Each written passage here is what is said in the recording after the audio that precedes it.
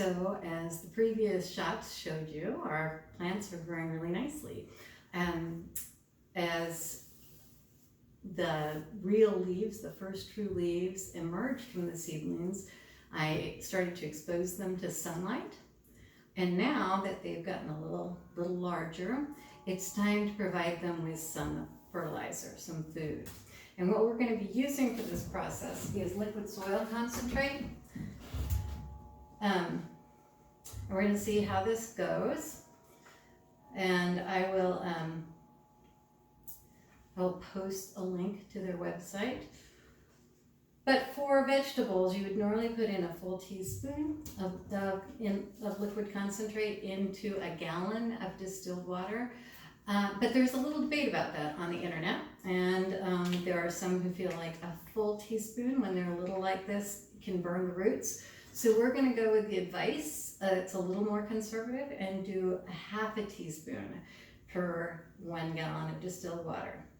This is not a great measuring spoon, it's what I had, but I did have a measuring spoon that was for a half a tablespoon, which actually this is a half a tablespoon, so which would be 1.5 teaspoons. So I'm going to be shooting to get about 1/3 of this filled with concentrate. It's not rocket science, it's not an exact science, but I do want to try to not hurt my little plants. So there we go. Now, just to add to the fact that this is an experiment, I don't actually have the lid any longer for this jug. I don't know what happened to it. So if I make a huge mess, you can all laugh at me in the comments. All right, now, the other thing that I wanted to do with the liquid soil concentrate is I wanted to give a little bit more space for a reservoir, because I can't cover this any longer because of the height of the plants, and so I do want to kind of preserve some of the water. Now, the thing about this liquid soil concentrate is it doesn't need to be changed except every 3 months. So as we continue on, we'll just be adding to as evaporation happens, but we won't be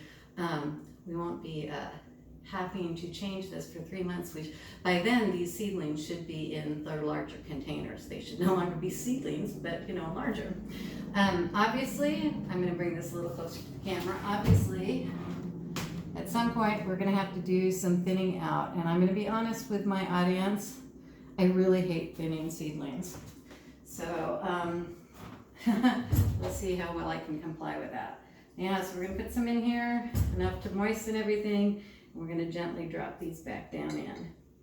And they'll start absorbing those nutrients.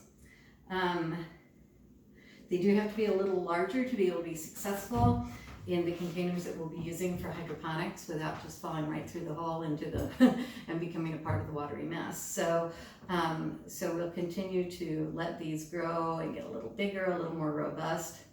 But as an example, these seedlings are not, the roots are just very surface, so that when I move them and transplant them, I won't be disrupting the roots to get them in their container. So, all right, we'll be back in a week with an update, and then once they're large enough, we'll be transplanting.